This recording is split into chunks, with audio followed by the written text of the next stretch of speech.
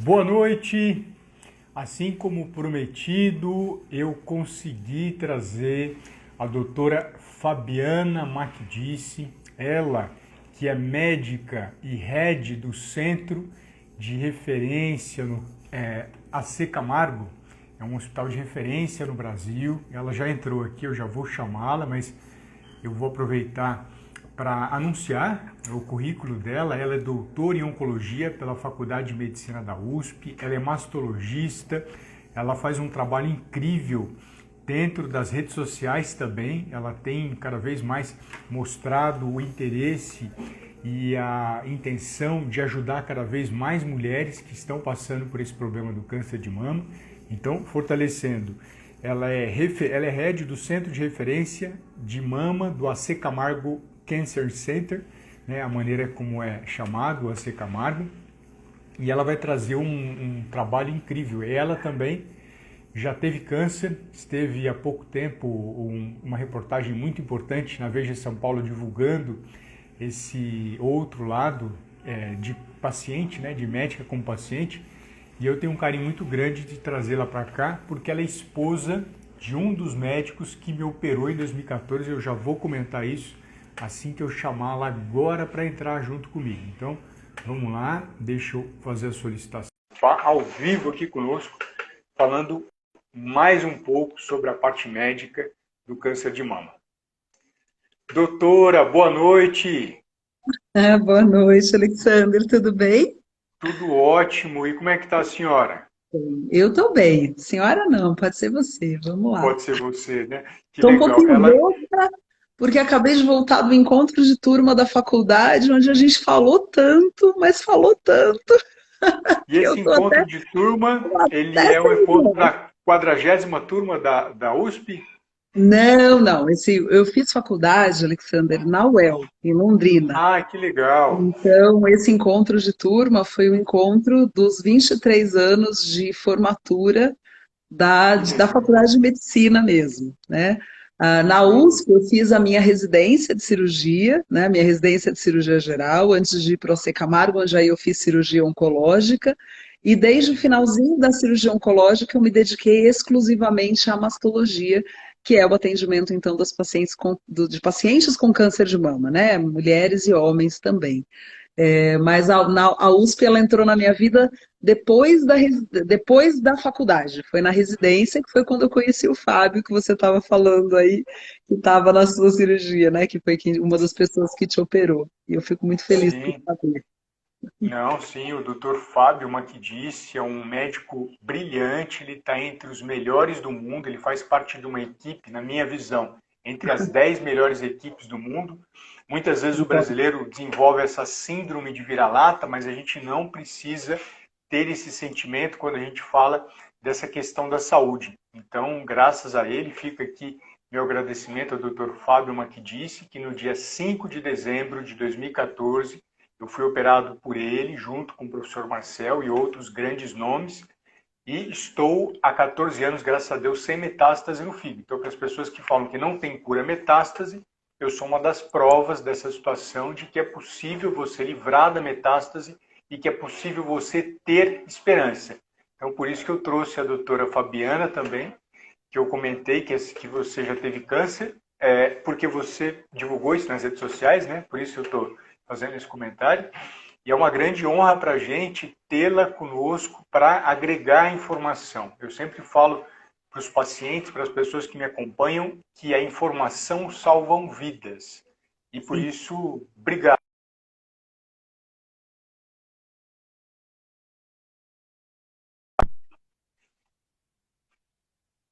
é isso mesmo, né? A informação ela empodera. A gente ouve muito aquela questão quando a gente fala, né, esses dias comentando sobre essa questão de quando o médico fica doente, né, que às vezes existe uma sensação de que no médico tudo complica ou que pode dar problema, então às vezes a gente fica com aquela sensação de, puxa, a ignorância poderia ser a melhor coisa, né, assim, não saber o que poderia acontecer é o melhor, mas está errado isso. Na verdade, o conhecimento ele empodera, o conhecimento te gera possibilidades. E é exatamente isso que aconteceu com você, né? Se você tivesse acreditado no que foi dito, que uma doença metastática no fígado, né, você não teria mais opção de vida, que você realmente estaria morto por conta disso, você não estaria vivo aqui me convidando para essa live para falar de vida, né? Que de fato é o que acontece quando a gente tem o conhecimento, a gente se cerca de pessoas que são empoderadas desse conhecimento e passam esse conhecimento adiante, quer seja numa cirurgia que realizam, quer seja numa informação através da rede social ou numa live como essa. Então, parabéns pelo seu trabalho também, depois de toda essa jornada, né, como paciente, de ter também essa possibilidade aí de colocar, como eu costumo dizer, às vezes a gente coloca a dor no bolso para cuidar da dor de alguém, né? Então, parabéns aí para você. Obrigado, Fabiana, muito obrigado. A doutora Fabiana me deu liberdade de chamá-la de Fabi, então no meio do caminho talvez eu chame ela de doutora, mas eu vou tentar chamar de Fabi durante a Tá bom, apresentação de forma combinado, respeitosa e carinhosa que eu tenho com ela. tá Bom, bem. doutora, eu abri a enquete para fazer perguntas, eu participo de redes sociais também, e tem pelo menos mais de 40 mil pessoas. Então, sempre eu coleto essas informações que muitas vezes um profissional não tem gabarito para responder. Então, eu vou trazer para a senhora. Na verdade, já mandei para ela as perguntas. Tem uma sequência, as perguntas, eu montei elas de uma maneira didática. Mas se a senhora quiser abordar outras no meio do caminho, doutora, fica à vontade, tá bom? E aí, durante a Combinado, apresentação, talvez eu consiga pegar outras dúvidas da audiência para a gente responder. A combinadíssimo. dúvida mais intensa, né? Por que o câncer vem aumentando em mulheres jovens? Isso é verdade? Isso não é verdade? Então, Alexandre, sabe que isso é uma pergunta super frequente e o que acontece, até mesmo inclusive para a gente, né, que trabalha num centro de referência, que tem uma grande quantidade de pacientes e famílias acompanhadas por conta de síndromes hereditárias, sim, dentro de um centro de referência é muito comum a gente ter um grande número de mulheres jovens.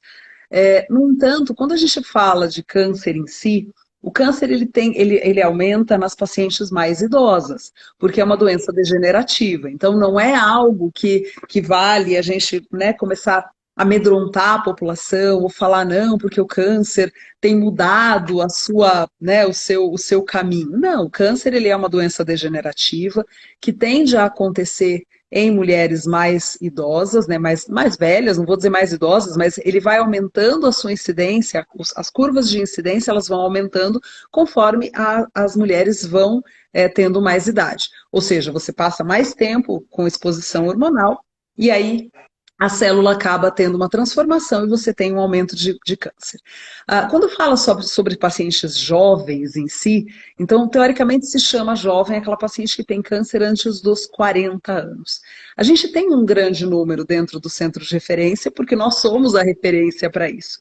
No entanto, eu fiz uma análise uma vez, que não foi um dado publicado, mas na época onde essas questões elas começaram a aparecer. Você Camargo tinha 50 anos de história, e eu fui buscar nos livros, sabe, Alexandre, assim, estatisticamente mesmo, quais eram os números. Então, eu pegava o N total das pacientes e avaliava só o número de pacientes com menos de 40 anos. E era estável desde o início da abertura do hospital. Então, eu via que era maior do que o que é referido. Então, só para vocês terem ideia, a gente tem normalmente a incidência em torno de 6, 7% de câncer de mama em mulheres abaixo dos 40 anos. Mas quando eu entrei para ver isso no AC Camargo até os seus 50 anos de história, essa estatística ela continuava, ela ficava em torno de 15, 16% e era estável. Ou seja, não existia um aumento, aumentava tudo, aumentava o número de diagnósticos e também aumentava, claro, o número em pacientes jovens. E também existe um outro viés, que é dois outros vieses. Na verdade, quando a gente tem um trabalho que foi um trabalho bastante grande, que chama Estudo Amazona, que foi uma coleta de dados prospectivos, ou seja, as pacientes elas chegavam para começar o tratamento, elas eram recrutadas, né, para entrar no estudo, onde se fez essa pesquisa e se viu realmente que nesse estudo, mas feito em 3 centros de referência grandes também, né, que pode não representar necessariamente a totalidade do país, esse número ele chegou também muito mais alto do que normalmente é. Então, por conta disso, esses dados vão sendo expostos e aí dá realmente essa impressão de que a gente tem uma incidência cada vez mais crescente nas jovens. E outra coisa que é o segundo viés que eu coloco é que dificilmente você tem as mulheres mais velhas, postando numa rede social ou realmente levantando uma bandeira para fazer uma ONG ou quer seja uma ação social. Normalmente isso fica meio que a cargo das mais jovens. E aí também dá sempre a impressão de que parece que tem mais gente jovem tendo câncer de mama, porque elas dão mais a cara, elas aparecem mais, elas levantam a bandeira, elas brigam por aquilo, o que é super legal, mas pode ser que as pessoas achem que realmente tem esse aumento por conta disso. Então, é isso, assim, existe uma impressão, é óbvio, Alexander, que se a gente tem muitas coisas que estão acontecendo, né, que podem sim, no futuro, aumentar esse número, né, esse número de câncer em pacientes mais jovens. A gente tem engravidado menos, a gente tem amamentado menos, a gente tem tomado mais hormônios, a gente tem tido mais obesidade, a gente tem tido mais sedentarismo, a gente tem feito uma série de coisas, a gente tem comido cada vez mais coisas de abrir pacote do que coisas naturais. Então, por esse motivo, se você for colocando todos esses pequenos pontos, talvez sim, talvez a gente tenha aí uma epidemia, né, de câncer em mais jovens. Até mesmo as próprias mulheres que antes morriam da doença, hoje não morrem mais porque o tratamento ele consegue ser mais efetivo e elas casam, têm filhos entendeu? Então pode ser que sim, que aumente, mas não é nada para se desesperar. O câncer de mama ele continua sendo mais frequente a partir dos 40 anos e mais ainda a partir dos 50, que é realmente quando a gente tem as maiores incidências. Que legal, brilhante resposta, doutora. Muito obrigado, viu? E continuando nessa linha de detalhes que podem talvez trazer as responsabilidades para o câncer, você já acabou apontando da questão da alimentação, da questão de desembalar menos alimentos, ou seja, consumir menos produtos industrializados, ser menos sedentário, as mulheres engravidarem mais. Essas seriam, então, as principais causas do câncer de mama, como a senhora alencou durante a O apresentação? câncer de mama ele é multifatorial, então o nosso maior fator de risco é ser mulher e estar envelhecendo todos os dias, né? Isso é fato. Então, a mulher tem 100 vezes mais câncer do que tem o homem, que também tem câncer de mama. Então, a gente está agora no Novembro Azul, né? Terminou o Outubro Rosa, mas câncer de mama é um assunto para o ano todo e também é um assunto no mês de novembro. A gente não pode falar só de câncer de próstata, a gente também tem que falar de câncer de mama em homem, que representa 1% só de incidência, mas também pode acontecer. Então, esses dois são os fatores maiores. Hoje, eu acho que o que tem mais sido levado né, à tona, e que realmente eu acho que vale mais a gente falar, é de fato a obesidade e o sedentarismo, Alexandre. Eu acho que assim, quando a gente trabalha esses dois pontos, né, e por isso, assim, parabéns, inclusive, pela sua atuação, né, eu acho interessante quando você coloca, se o seu médico diz que falar sobre alimentação ou da qualidade da sua comida foge dele, é verdade, porque assim, querendo ou não, se você não fala, né, o Fábio fala muito isso, né, então meu marido, ele é cirurgião do aparelho digestivo, como você citou, e ele fala, Fabi, às vezes é difícil, ele fala, eu gosto de não só tratar de pacientes que já estão com uma doença, mas sim em motivar a saúde nessas pessoas, né? Então, a redução da obesidade, do sedentarismo, são dois pontos que podem reduzir sobremaneira a incidência de câncer ao longo de toda essa vida e de todas as outras doenças que podem também tirar as pessoas da jogada, né? Que pode realmente fazer essas pessoas adoecerem, porque não é só câncer, a gente tem diabetes, a gente tem hipertensão, a gente tem as síndromes metabólicas, né? Que podem realmente dificultar a vida de uma forma bem significativa, né? Que legal, doutora. E quando a senhora traz esse olhar, desculpa, você traz esse olhar para a gente, já acaba fortalecendo a importância de uma alimentação no tratamento do câncer de mama, né? Tanto você trouxe a questão da prevenção, se você está acima do peso, é fundamental reduzir esse peso, porque isso pode ser um complicador. E durante o tratamento também a senhora vê essa importância, Ou como muitas pacientes chegam até nós e falam, ah, não, o profissional da saúde que cuida de mim falou que tanto faz o que eu for comer durante o tratamento. Como é que é o olhar da senhora nesse sentido? Não é tanto faz, né? Claro que não é tanto faz. Não é tanto faz porque, primeiro porque você tem alguns, a depender do momento de tratamento que essa paciente esteja, comer ou não comer determinados alimentos faz parte, inclusive, da redução de efeitos colaterais do tratamento que a paciente estiver fazendo, tá? Então, não funciona assim, né? Então, assim, da mesma forma como, eu vou dar um exemplo bem simples, que todo mundo vai entender, né? Da mesma forma que você tem uma gestante que a ginecologista, a obstetra fala, olha, evita comer determinadas comidas, não come comida crua, tal, porque você tem um risco maior disso, daquilo, daquele outro. A paciente que está em tratamento de quimioterapia também tem esses cuidados que são reservados para esse momento da vida dela, né? Não significa que seja uma obrigatoriedade de mudança radical da alimentação, não significa isso.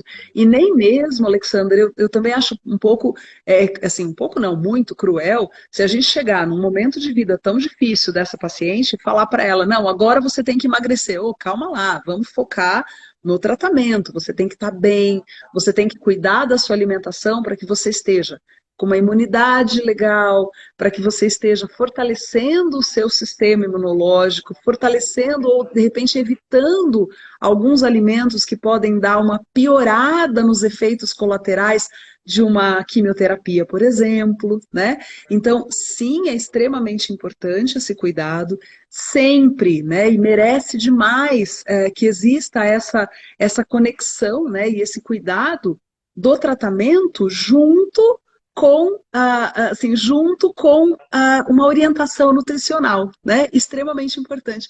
Deixa eu fazer um comentário aqui. Por Tem favor, uma pessoa claro. que acabou de entrar, o Dr. Moraes, que pelo que eu estou vendo aqui, é uma pessoa ele foi muito importante para mim. Conta mais, fala pra Eu vou gente. contar, eu vou contar. Ele é dentista e é comissário de bordo. E ele estava num avião 2 dias depois do meu diagnóstico de câncer de mama, e eu, quando estava voando e saindo para voar para Goiânia, é, ninguém queria que eu fosse, porque eu tinha acabado de receber o diagnóstico, e todo mundo falava, não, cancela tudo, fica em São Paulo, vai cuidar de você. E eu falei, não, eu tenho que ir lá fazer o treinamento de médicos para fazer uma cirurgia para manutenção da mama dessas mulheres. E eu vou treinar 34 médicos, eu tenho que ir. A minha mão eu sei que eu vou perder, mas se eu puder ensinar alguém como fazer uma cirurgia para preservar a mama de alguém, com certeza eu vou. E ele era o comissário de bordo naquele dia. E ele fez naquele momento que você joga as máscaras, né, de oxigênio para fazer toda aquela questão. Eu viajei junto com ele e eu pedi se eu podia tirar uma foto. Eu estava pertinho, pedi se eu podia tirar uma foto. Eu sei que existe aí uma recomendação de que não pode. Já tive outras pessoas que às vezes eu queria fazer uma foto e já recusou, e ele foi muito gracinha. Ele falou: pode sim. E, inclusive a foto dele, né, e o texto que eu escrevi naquele dia, nessa necessidade do autocuidado, de que quando você está passando por uma dificuldade, que máscaras de oxigênio vão cair sobre a sua cabeça, coloque a máscara primeiro em você e depois no outro, está nesse livro, que é o livro que eu escrevi, e a foto dele está aqui junto com o texto que eu escrevi naquele dia que eu estava indo para Goiânia. Então, ó, queridão, um beijo enorme para você. Assim, aquele voo para mim foi sensacional. Que legal. E fala desse livro pra gente, Denise. Que legal. Comenta, ele tá no livro também? Você colocou a foto? Que livro que é esse? Conta pra gente. Esse livro, Alexandre, é o seguinte, esse livro, o nome dele é Uma Cesta de Cada Vez. Esse livro foi um livro que eu gostava, sempre gostei muito de escrever, sempre gostei de redes sociais, meio como aquela coisa de escrever no diário, sabe? E então começou a fazer sentido para mim escrever, eu gostava muito de escrever, tinha um pouco de vergonha, mas não tinha muito seguidor, então ficava aquela coisa meio que eu escrevia e deixava, né? Escrevia e deixava. E pouco a pouco eu fui percebendo que fazia sentido para outras pessoas, o número de seguidores começou a aumentar, as pessoas falavam, poxa, você escreve bem, que legal, você escreveu sobre isso ou sobre aquilo. E nesse momento em que eu tive diagnóstico de câncer, mas que eu não abri publicamente, muitas coisas aconteceram e eu me colocava muito realmente para pensar sobre essas questões e eu queria escrever, e eu passava nessas escritas uma série de informações, uma série de coisas que foram acontecendo, mas sem colocar a Fabiana como paciente, né? Então, fui gerando, então realmente foi a fase, acho que mais que eu tive textos escritos, e as pessoas começavam a colocar, você escreve muito bem, escreve um livro, escreve um livro. Eu falava, gente, que tempo eu tenho de escrever livro? Aí, um dia, uma paciente minha chegou no consultório com uma brochura, assim, com um monte de textos, e ela falou, olha, eu tô cansada, fica todo mundo pedindo para você escrever um livro e você não escreve logo o livro, você não percebeu que você já tem um livro. Quando eu olhei, eram os meus textos que ela tinha colocado impresso em papel, filme, impresso, e falou, olha, você tem já seu livro. E aí eu fiz, então, o compilado, né, de todos esses, tive Legal. ajuda de uma curadoria, tudo, e eu fiz esse livro, que é esse Uma Cesta de Cada Vez, que veio para, né, assim, que nasceu, na verdade, num momento realmente ímpar aí da minha vida e num momento que, assim, me deu muito prazer ter todos essas pessoas que foram importantes e que estão aqui, né? Estão aqui Uhum. escritas, estão aqui detalhadas. Ele tá na minha bio, tem um link da Mentoring for You, que é uma página onde você pode fazer o download gratuito.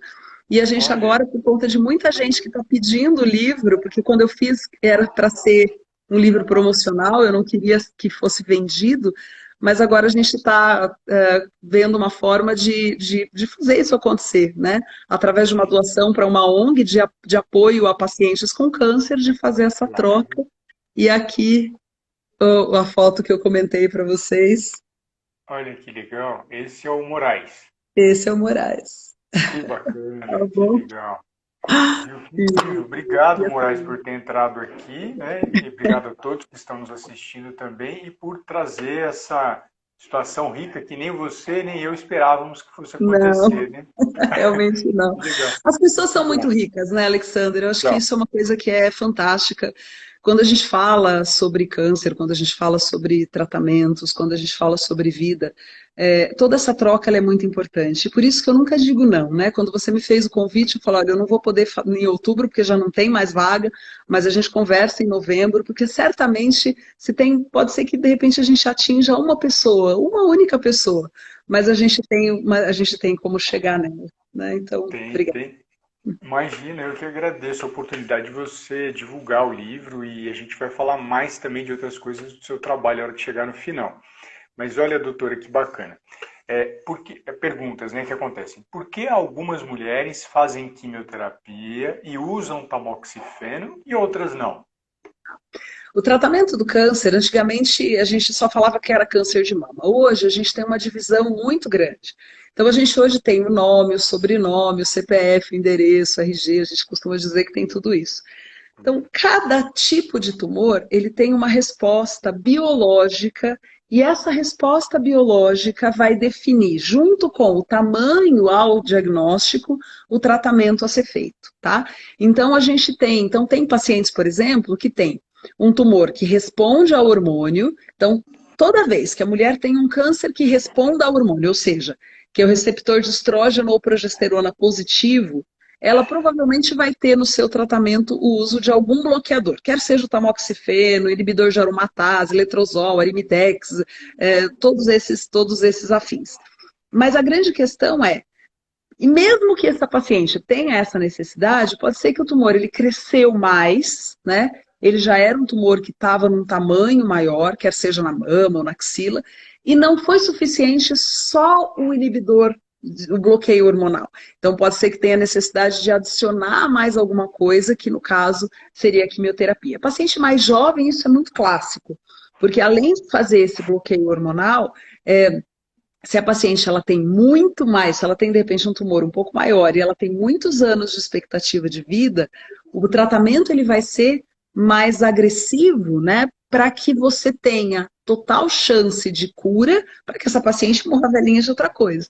Então é isso. Então, e aí tem pacientes como eu. Eu, por exemplo, eu não tomei tamoxifeno e eu não fiz quimioterapia. Ah, mas doutora, por quê? Porque eu tinha um tumor tão grande, mas era todo in situ e eu tirei a mama. Então, o fato de ter tirado a mama, não sobrou nada para que a gente precise fazer o bloqueio hormonal.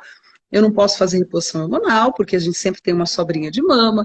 Eu não posso, eu tive que tirar o DIU, porque sempre tem uma sobrinha de mama. Mas eu não fiz o tamoxifeno, né? E não fiz a quimioterapia. Mas precisei tirar a mama. Então, é muito difícil a gente fazer comparações, né? Então, o desenho de tratamento, ele vai ser muito personalizado.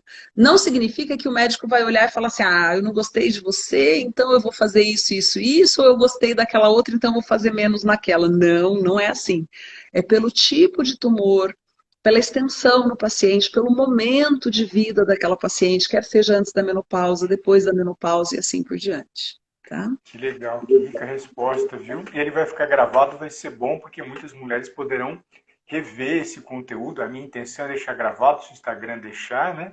Mas vai ser muito bacana por isso. E no caso, outra pessoa perguntou, Fabi, tive câncer de mama hormonal, devo fazer teste genético? Se sim, quando?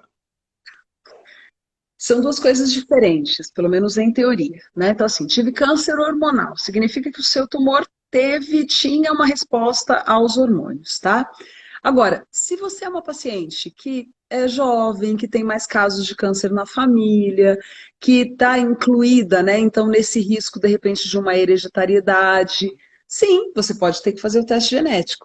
E aí também tem um outro ponto. A gente tem o teste genético, que é para saber se essa paciente teve um câncer de risco hereditário, e a gente também tem a paciente que você faz um teste genético que é não para descobrir qual foi a causa, e sim para saber se essa paciente tem algum benefício ou não em fazer uma quimioterapia, que também algumas pessoas chamam de teste genético. Mas uma é para descobrir o risco potencial de uma doença hereditária e que você possa usar aquela informação para os seus filhos ou para os seus irmãos, alguma coisa da família.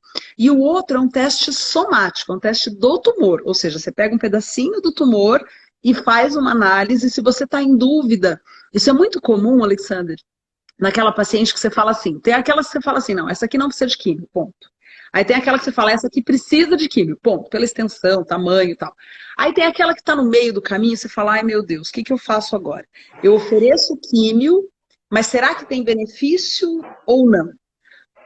E aí tem, então, quando você tem essa dúvida, né, se o benefício vai existir ou não, pode ser que esse teste genético seja necessário, que é para poder definir o que é melhor para essa paciente. Se só com o bloqueio hormonal ela vai ter as mesmas taxas de cura do que se fizer uma químio, que de repente tem muito mais efeito colateral e que ela poderia ser poupada da quimioterapia. Tá? Então, é uma resposta difícil de dar, assim, né, dentro desse contexto.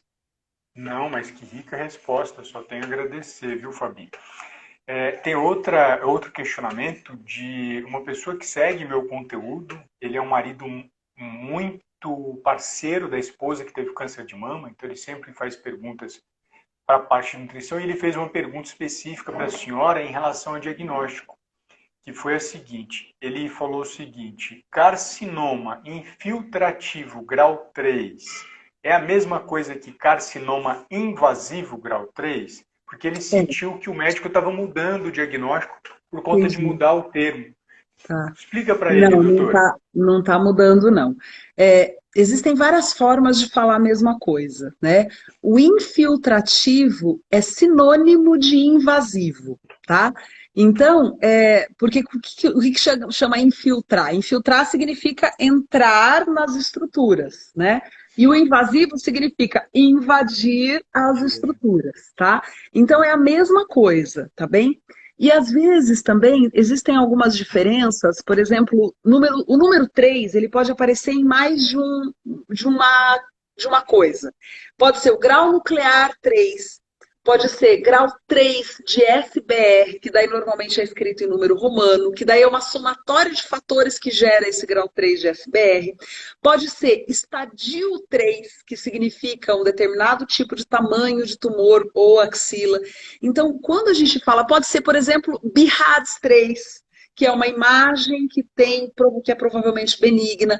Então, esses números sempre gera um pouco de dúvida, porque você pode ter o mesmo número 3 para situações totalmente diferentes. Então, por exemplo, BIRADS 3 é uma imagem que provavelmente não é câncer. Grau nuclear 3 é uma determinada informação do anátomo patológico. Grau histológico 3 é outra informação, que é a somatória de 3 fatores. Estadio 3 já é outra totalmente diferente, mas tudo carrega o mesmo número. Então, às vezes é um pouco confuso. Mas o carcinoma infiltrativo ou carcinoma invasivo é o câncer que a gente chama que é o câncer, câncer normal. A diferença é quando a gente tem o câncer não invasivo, que é o carcinoma ductal in situ. In situ por quê? Porque ele está in loco, ele está paradinho, ele não extrapolou a barreira. O que eu sempre explico é mais ou menos, pensa num tubo de PVC, onde você tem, ele é branquinho, tá? E você coloca um líquido azul ali dentro. E aí você olha de fora e ele está totalmente, ele não tem nenhum furinho. Esse cano vai ser branco. Mas aí você pega uma agulha e faz uns furinhos pequenininhos e coloca um líquido passando aí. Em vários lugares ele vai ficar em tons de azul, porque aquele líquido azulado vai extrapolar. Então, o câncer in situ é o câncer que está com o cano branquinho, o câncer está lá dentro, mas não extrapolou. E o câncer invasivo, infiltrativo, é aquele que tinha já esses furinhos e extrapolou. Significa que já saiu e foi para algum órgão? Não, mas significa que tem potencial de. E esse potencial D faz a gente pensar em quimioterapia, que no caso da Sim, senhora foi in situ e não fez pensar, né? exatamente, exatamente, tá? Legal. Tem uma. Obrigado, doutora. Uma pessoa que está seguindo a gente colocou aqui, ó. Como saber se devo solicitar o teste genético? Devo perguntar isso para o meu oncologista? Qual que é o trâmite? Porque às vezes a pessoa tem um Tá. câncer de mama, como a gente está abordando o tema, o Uhum. médico dela não pediu o teste genético e talvez ela pense, poxa, mas será que o meu médico oncologista teve a melhor conduta? Como é que o paciente deve abordar o oncologista nesse momento? Eu acho que é perguntando, né? Porque assim, primeiro que esse teste genético, acho que a relação médico-paciente ela tem que ser muito aberta, né? E tem que ser muito aberta no sentido de que o paciente nunca se sinta fazendo uma pergunta boba, tá? Porque se ele está com dúvida, aquela dúvida tem que ser resolvida, tá bem? E tem que ser muito aberto para ouvir a resposta que o médico vai dar, né? Então, se ele perguntar, olha, eu tenho indicação de fazer um teste genético? Se o médico disser sim, ok, então quais são os próximos passos, tá? Ah, mas não tem. Não tem por quê? Porque é isso que eu estou explicando. Por exemplo, esse teste genético para saber se tem benefício ou não uma quimioterapia. Você pega uma paciente muito jovem, com um tumor muito grande, você não vai fazer esse teste porque você já sabe que vai ter benefício aquela quimioterapia, né? Você vai agregar um tipo de testagem que não é paga pelo convênio, é super cara, tal, para quê? Para ter uma resposta de que vai mesmo precisar da químio? Então não precisa, entendeu? Agora, não, se é um teste genético para saber hereditariedade, super necessário. Convênio pagando ou não pagando, vai lá, fala, olha, quero fazer, vou pagar, porque vai ter benefício para a própria paciente, vai ter benefício para os filhos, para os irmãos, né? Então, eu acho que a questão é ser jogo aberto, é conversar, né? Levar as perguntinhas ali e falar, olha, vamos lá, quero saber, é em você. E essa parte é muito importante, viu, doutora? Que tem muitos pacientes que chegam até mim e falam, ah, mas eu não falei com o meu médico, eu não fiz tal coisa com o meu médico. A relação do médico, do nutricionista, do dentista, do fisioterapeuta com o paciente tem que ser uma relação de confiança. Sim, com Se você certeza. não tiver confiança, acho que é até melhor você não tratar com essa pessoa e buscar um profissional da saúde que tenha a Uhum. sua confiança, porque é muito comum pessoas seguirem, infelizmente, terapeutas alternativos, e aí o terapeuta criminosamente fala, ó, não fala para o seu médico que ele não vai entender. Eu trago outro lado. Na verdade, esse terapeuta que eu estou especificando, ele não tem garantia do método que ele usa e por isso ele diz isso. Muito Porque provável. todo paciente meu, sem exceção, eu falo para ele de forma intensa o que eu prescrevi no seu cardápio, o que você vai comer, eu faço questão de você mostrar para o médico e pedir a opinião dele. E Claro. graças a Deus, até o momento, né, 18 anos, não tive um oncologista que falou, não, isso aqui você não vai seguir. Nunca tive. Pode ser que algum dia tenha, não tem problema, a gente está sempre aprendendo. Mas é necessário essa relação de oferecer o melhor para você que é paciente. O médico está ali para ajudar, o nutricionista está ali para ajudar, e nenhum dos dois é seu inimigo e está ganhando milhões da indústria farmacêutica para que você morra de doença. Ele tem o maior presente da vida quando ele vê você curado e ele indica você para outras pessoas. Esse é um presente sem preço, sem tamanho. Então, não Tenho deixe essa informação entrar no coração de vocês, de que um terapeuta ou qualquer outra pessoa proibiu você de falar isso para o médico ou para o nutricionista. O que a senhora acha, doutora? Você está perfeito, Alexander, até porque, assim, não adianta omitir, não adianta, omitir pode ser, inclusive, muito perigoso, porque pode fazer algum tipo de interação medicamentosa que você desconhece que esteja acontecendo, né? Então, essa é a grande questão. Então, muitas vezes, a gente chega, existem pacientes que chegam perguntando para mim, por exemplo, ah, mas doutor, eu posso tomar, sei lá, um chá, não sei da onde, ou alguém, meu vizinho indicou um componente que ele trouxe, não sei da onde. Isso é super complicado, porque o que é dito teoricamente natural não significa que não tem efeito colateral ou interação medicamentosa. Só significa que não tem bula para você ler isso. E isso é um risco, porque se você tem algo escrito na bula em relação ao que vai existir de efeito colateral, quais são as interações medicamentosas, quais os remédios que aquele remédio tem de interação e que daí ele pode suprimir o efeito desse ou daquele, se você não tem, porque daí você considera que é natural, né? Então, e aí eu sempre dou o seguinte exemplo: a gente tem uma série de plantas que, se você come, ela te mata. Ela é natural, mas é veneno. Então tem que cuidar muito com essa questão, seguir realmente a orientação de quem você sabe, que sabe o que está falando, né? Porque nem sempre, Alexandre, eu conheço todas as coisas que um nutricionista indica. De verdade, não conheço. Assim, tem muitas coisas lá no C que são dadas de suporte ao paciente, tudo tal, e que eu desconheço. Acho que a gente trabalha num time multidisciplinar e a gente tem que confiar na qualidade do profissional que a gente está indicando para fazer o melhor papel. Eu não quero ser nutricionista da minha paciente, eu quero ser a cirurgiã dela, né? Eu não quero ser a oncologista clínica da minha paciente, eu quero ser a cirurgiã dela, né? Então, esse trabalho multidisciplinar, esse trabalho de equipe, é extremamente importante, mas é bem isso, a gente tem que ter a confiança, né, de saber que o nutricionista que vai passar uma determinada medicação entende o que está fazendo, né, e você daí consegue os melhores resultados dessa forma. Não, sem dúvida. E eu até, como vai ficar gravado, Fabi, eu gosto sempre de fortalecer. Infelizmente, hoje, que é dia 2 de novembro de 2021, não existe um chá que sozinho cure o câncer. Não Sim, existe esse chá. Adoraria que existisse, a doutora também, porque ela já teve câncer. com certeza. Adoraria que tivesse, doutora, um super alimento que destruísse o câncer. Uhum. Não existe esse alimento. Então, para quem falar para você que chá de babosa, chá de melão de São Caetano, chá de avelós, esses chás são tóxicos para o seu fígado e o seu fígado vai precisar de estar excelente para aguentar a quimioterapia. Então, quem toma esse chá achando que não, ele não vai fazer nenhum mal, ele vai fazer mal, e temos vários casos de pacientes que passaram por cirurgia e tiveram hemorragia durante a cirurgia por conta desses chazinhos que, entre aspas, não fariam mal porque são naturais. Fazem mal. Até o chá que a gente indica, normalmente são chás de caixinha, porque eu vou ter um risco menor de intoxicação alimentar, que é chá de hortelã, erva cidreira, que uma paciente colocou aqui, camomila e erva doce. Esses quatro.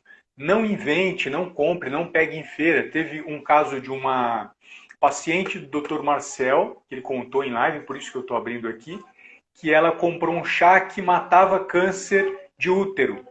O chá não matou o câncer de útero e causou uma insuficiência hepática fulminante, no qual ela foi obrigada a fazer um transplante. Então não compra chá em feira, Não pegue chá de outras pessoas, porque ele pode ser o último dia que você vai tomar esse chá. Isso é Né? super importante. Eu gosto também de dar um exemplo. Quando eu era residente, eu residente de cirurgia oncológica já lá no AC Camargo, eu percebi uma coisa um pouquinho antes disso vir à tona através de estudo científico, mas eu percebi isso através de 3 pacientes seguidas que tomavam um remedinho que elas não disseram, mas que a gente descobriu depois. Então, sabe naquela, mas a senhora toma alguma coisa? Não, doutor, eu não tomo nada. Aí depois, lembrei, doutor, eu tomo sim, eu tomo um negócio lá que chama ginkgo biloba. E Nossa. aí, a tal da ginkgo biloba, na época, não era considerada uma medicação que você tinha que parar antes porque era um afinador de sangue, né? Ela era usada pelos velhinhos para melhorar a memória. Mas ela melhora a memória porque ela faz ela diminui, ela deixa o sangue mais fino, então ele chega, né, aqueles vasinhos tortuosos da vovozinha, ele chega melhor no cérebro, oxigena melhor o cérebro, por isso que ele é melhor. Mas também faz sangrar. E foram 3 pacientes seguidas que a gente teve hematomas enormes no setor lá do SUS, de 3 velhinhas, mas uma seguida da outra, Alexandria, aquilo começou a me incomodar num tanto. E pouquíssimo tempo depois disso ter acontecido, saiu o estudo de evidência científica de que a tal da ginkgo biloba precisava ser cessada antes da cirurgia, porque ela tinha todo esse risco de sangramento. Então, às vezes, a gente não tem, né, a informação, porque ela ainda não foi estudada ou publicada, mas é importantíssimo você ter esse cuidado, né, que o Dr. Alexandre está falando, porque é verdade, assim, a gente tem uma série de chás que podem fazer interação medicamentosa e que podem causar hepatite. Um dos motivos pelos quais eu não tomei o tamoxifeno e acabei, não por opção, eu fiz a primeira cirurgia de uma mama, que era onde tinha realmente um câncer enorme, e quando definiu-se, na verdade, que era tudo câncer e que daí eu teria que usar o tamoxifeno, eu realmente acabei não fazendo uso do tamoxifeno, porque eu tinha tido naquele mesmo ano uma hepatite extremamente severa causada por algo que a gente até hoje não sabe o que foi, provavelmente medicamentosa, depois de uma endoscopia e colonoscopia. Então, ficou-se tão em dúvida que nessa dúvida de mas o que é que causou esse dano no fígado, eu acabei optando, conversando com um oncologista, com o meu marido, né, que realmente se preocupou demais com essa questão, e acabei optando por fazer a cirurgia redutora na mama contralateral, que não era o meu desejo, eu não quis fazer essa cirurgia de princípio, fiz essa cirurgia num segundo tempo, porque realmente foi se definido, olha, se você teve uma hepatite por conta, uma hepatite bastante grave, que a gente não soube até hoje qual foi o foco, uma dose de um medicamento que tem uma questão hepática, né? Ele faz ele tem uma interação hepática, então seu fígado tem que estar bom para você tomar o tamoxifeno, você pode perder o fígado. Então, assim, por esse motivo, inclusive, é, eu acho que essas coisas elas são extremamente importantes.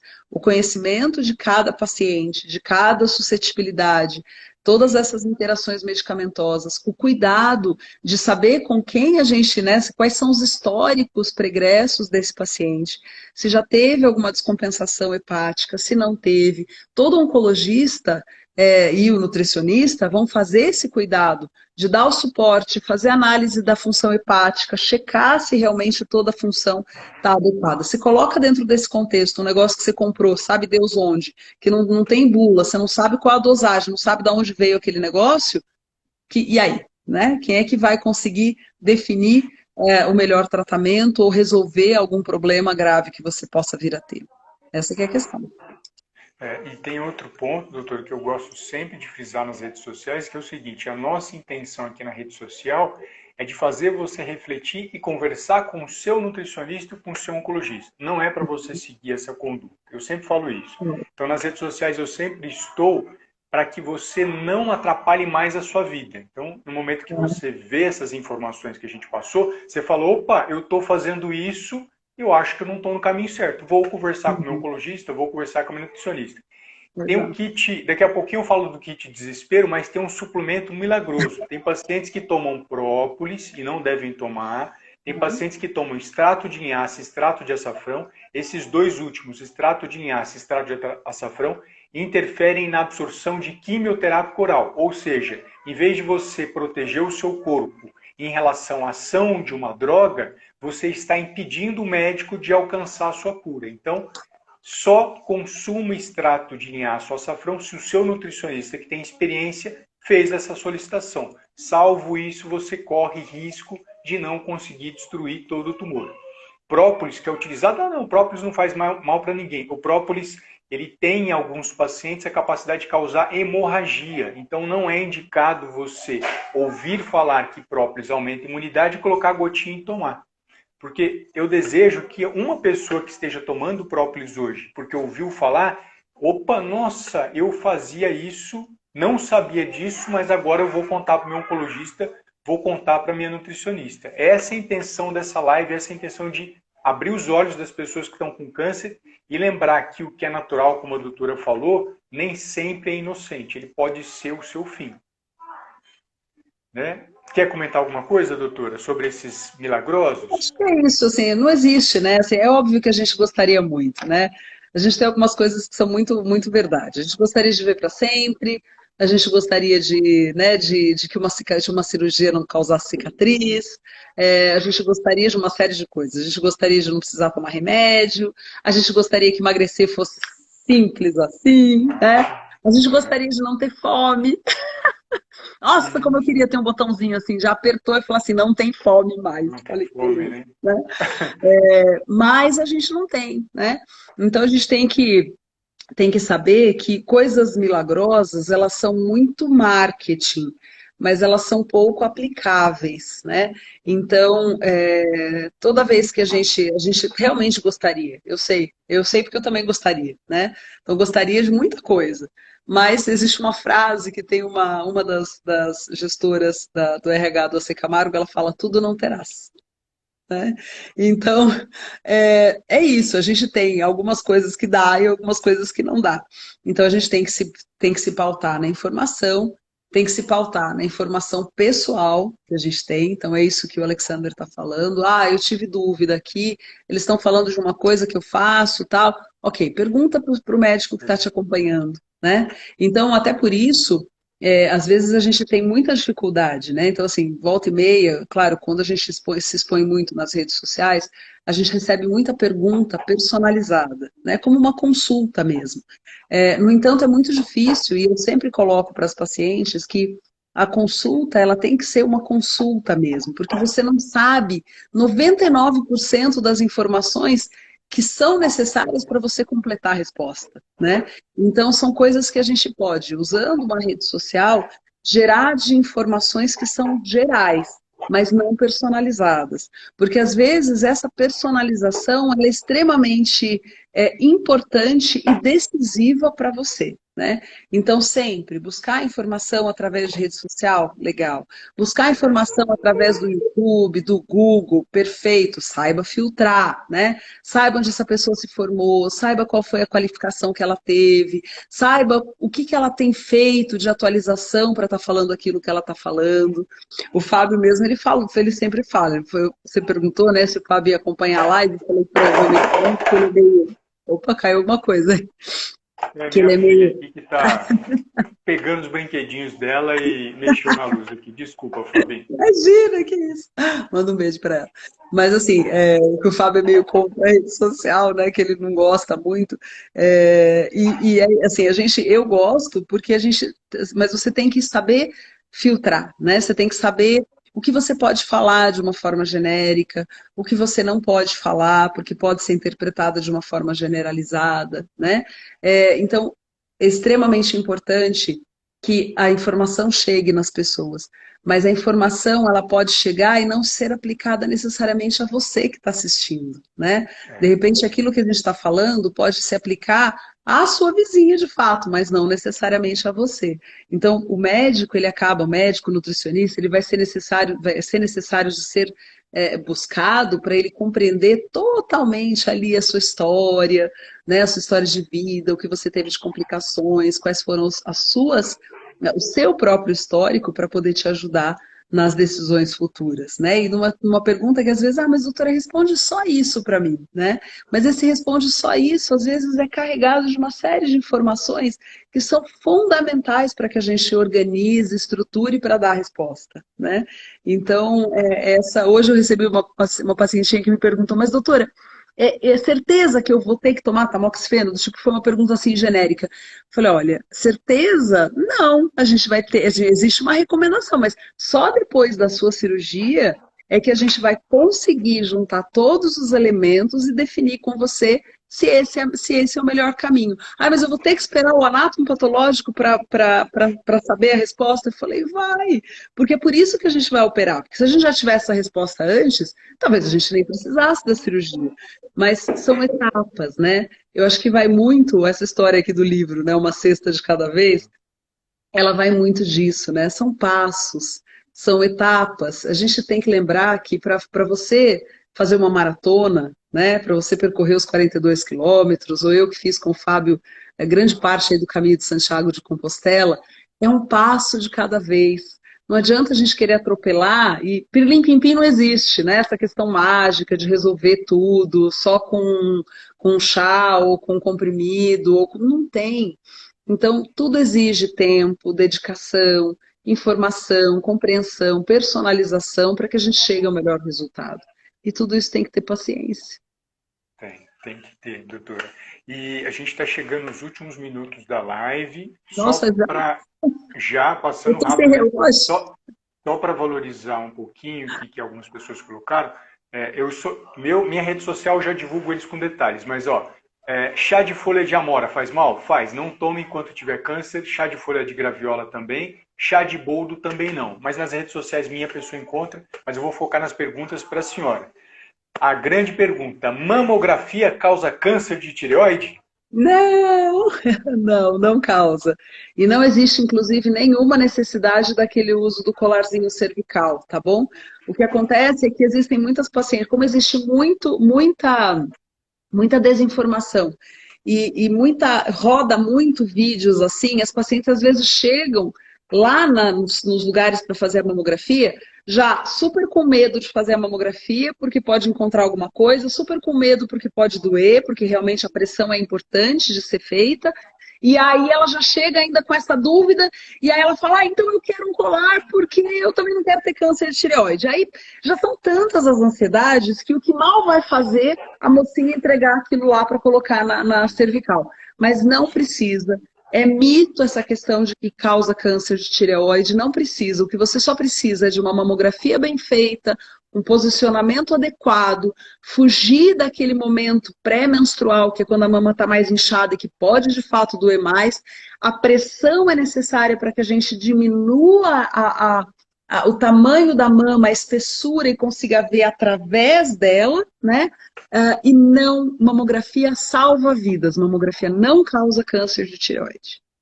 Que legal, doutor, isso é muito importante. E quanto tempo depois da quimioterapia podemos fazer a cirurgia? É muito ampla a pergunta, né? Mas a gente normalmente calcula de uma forma mais ou menos igual. Teoricamente, até tem quimioterapias que com 3 semanas você já está super bem para realmente fazer a quimioterapia. Às vezes aquela quimioterapia semanal tal. Mas a gente meio que estabeleceu, pelo menos nós, Camargo, a gente estabeleceu em torno aí de 4 semanas, né? Da data da última quimioterapia. Que é quando você já teve aquela fase que a gente chama de nadir, que é quando baixa bastante a imunidade, já recuperou a imunidade, você consegue fazer a cirurgia. Com 3 semanas já poderia ser possível? Sim, mas dependendo da paciente, se teve uma imunidade mais baixinha, pode ser que ela não tenha recuperado ainda. Normalmente a cirurgia sangra mais, então eu particularmente deixo a cirurgia estabelecida entre 4 a 5 semanas da última quimio, não passando da 6ª semana. Isso é o preferencial, tá bom? Que legal. Qual a vantagem da imunoterapia diante do câncer de mama? A imunoterapia ela está nova no tratamento do câncer de mama, ela não se aplica para todas as pacientes, ela normalmente se aplica para pacientes com tumores triplo negativos, tá? Que é uma porcentagem pequena da população das mulheres que tem esse tipo de câncer.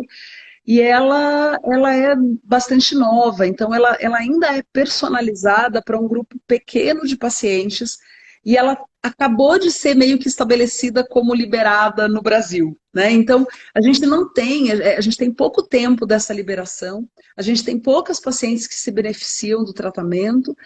A imunoterapia ela é muito conhecida para câncer de pulmão e para melanoma. Para câncer de mama, ela está despontando agora, então a gente ainda tem um número pequeno de pacientes que são beneficiadas da imunoterapia. Mas quando existe o benefício, ela está sendo prescrita, né, para as pacientes, tá? A imunoterapia, ela é como se fosse uma químio, né? Mas ela trabalha principalmente na questão da imunidade das pacientes, tá bom? Meio difícil eu, que sou cirurgiã, explicar a imunoterapia, mas ok. Não, imagina, explicou muito bem, sim. E a outra pergunta, né, na verdade vai ser a nossa última pergunta, que acho que daqui 4 minutos eles derrubam a gente, eu quero que Tá fique bom? gravado, que é a pergunta, acho que mais comum que eu recebo, mais comum que eu vejo nas redes sociais, por conta provavelmente de um profissional da saúde que divulgou isso durante muito tempo, né? Ele é o responsável por isso, mas as pessoas ainda perguntam. É verdade que o açúcar é o pior vilão do câncer de mama? Vou até estender. É o pior vilão do câncer, doutora? Não, assim, Alexander, tudo que a gente come vira açúcar, né, no final das contas. É claro que, então, se a gente fosse pensar dessa forma, a gente não ia poder comer mais nada no mundo, né? Porque Exatamente. tudo vira glicose, tá? A gordura vira glicose, o açúcar puro vira glicose, tudo vira glicose. Mas vamos puxar um assunto aqui que a questão é a seguinte. Talvez, antigamente, a gente tinha muito aquela coisa de que são as gorduras as grandes culpadas pela incidência maior de câncer. Mas hoje, para câncer de mama, a gente já tem estudos que dizem que as bebidas adoçadas excessivamente é que são mais vilãs, né? Então, sabe o suquinho de caixinha, né? Aquelas bebidas super adoçadas, tal. Talvez essas bebidas sejam as piores. Não significa que não se que seja o açúcar só, pura e simplesmente. Não é isso, né? A gente tem que ter uma dieta equilibrada, tem que comer um pouco de todos os tipos de alimentos, e tudo acaba virando glicose. No entanto, eu particularmente não gosto de açúcar, então se eu como, mesmo se eu como chocolate daqueles 80% que tem um pouquinho, um pouco menos de açúcar, e a gente sabe que índice glicêmico, alimentos que têm índice glicêmico muito alto, estimulam, né, coisas ruins. Mas não é simples assim, né? Essa coisa assim, é o açúcar que é o vilão responsável. Mas as bebidas adoçadas, se a gente pudesse tirar de todas as escolas, acabar com todos os refrigerantes, eu realmente faria isso. Nossa, que legal, doutor. Se alguém quiser procurar a senhora para fazer o atendimento, como é que essa pessoa pode te achar? O livro a gente já sabe que é no link da sua bio, que está Tá? disponível. Sim, e Mas logo se a logo a gente pessoa vai ter quiser. uma lojinha aí para compra dele físico mesmo, mas a gente ainda aí depois me segue lá que eu coloco quando. Legal. E como é que a pessoa faz? Eu gostei da doutora Fabiana, eu quero passar com ela, eu quero ser acompanhada com ela. O que que ela deve fazer, doutora? Eu tenho atendimento no AC Camargo, onde eu sou a líder, mas também faço assistência, tá bem? Então, é ligando no AC Camargo para agendar a consulta, onde eu tenho, na verdade, talvez uma agenda pequenininha, mas eu tenho outros 9 médicos excelentes. A gente tem mais 2 médicas que vão entrar para o grupo, então são todos extremamente bem gabaritados, né? E a gente segue uma linha muito semelhante de tratamento das pacientes. E eu tenho um consultório privado, onde eu atendo com o Fábio também. Tá na minha bio ali o telefone, o contato, se você quiser, Legal. tanto meu consultório quanto do Fábio Maquidice, que é o meu marido, que você citou aí no começo da live. Sim, sim. Tomara que ele veja depois a homenagem humilde que eu Vai fiz para ver, eu ele. mostro para ele, sim, pode deixar. Fala aqui no comecinho. E eu só tenho a agradecer a senhora ter parado o seu tempo, né? Hoje não era um dia de trabalho, não é verdade? A senhora poderia ter ficado descansando, disponibilizou o seu tempo, que é a moeda mais preciosa que você tem, para estar aqui conosco, para trazer informação de qualidade. Eu sempre falo, o profissional de saúde que cuida de você, ele tem liberdade e coragem para conversar com os melhores profissionais do Brasil. Porque se uma pessoa fala sozinha nas redes sociais e não tem coragem de mostrar um método dela, seja para um médico de referência, um cirurgião de referência, um oncologista de referência, será que esse método dele é realmente confiável? Então, desconfie de profissionais, que muitas vezes a pessoa, doutora, ela tem dificuldade de acessar o currículo Lattes, que é um termo muito Sim, claro. diferente, né? Ela até entende o triplo negativo, os pacientes falam de HER2 positivo, HER2 negativo, mas você fala de currículo Lattes, fica algo distante. Comece a perceber se o profissional de saúde que você está acompanhando, ele tem coragem de mostrar o método dele, as informações, com os melhores médicos que existem no mundo. E eu coloco a senhora dentre eles, eu coloco o Dr. Fábio, o Dr. Marcel, que já fez live, a doutora Tânia Schupp, os médicos do Hospital de Barretos, que fizeram live comigo. Essa pessoa tem coragem de aparecer na frente desses profissionais e expor o método dela? Comece a prestar atenção nisso também. Eu quero deixar esse alerta, essa observação, porque é uma grande honra para mim trazer uma profissional do seu gabarito para conversar com a minha audiência e sempre trazendo informações de altíssimo valor e de possibilidade de aumentar a sua chance de cura. Assim como a alimentação é importante ao lado da medicina, a gente precisa que as duas caminhem juntos e não uma para um lado e a outra para o outro. Então, obrigado, Fabi. Obrigado pelo carinho.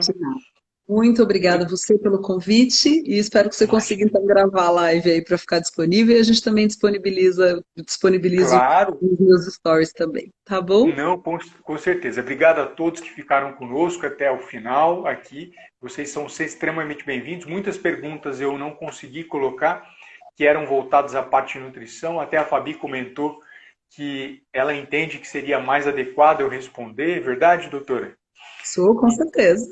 Então eu vou trazer na live minha de quinta-feira essas respostas de perguntas muito interessantes que foram colocadas aqui. Inclusive, vou deixar vocês curiosos sobre uma informação da soja que ninguém conhece ainda e eu estou trazendo em primeira mão para vocês aqui no Brasil. Então, vou divulgar na live de quinta-feira que eu vou fazer e daqui a pouquinho eu falo os horários e tudo mais. Obrigado a todos, obrigado, viu, doutora Fabi? Um grande abraço, um grande Para beijo. você também. Obrigado Beijo pelo na carinho. filhota aí, na família. Obrigado Beijo. a todos aí. Tchau, tchau. Tchau, tchau, tchau.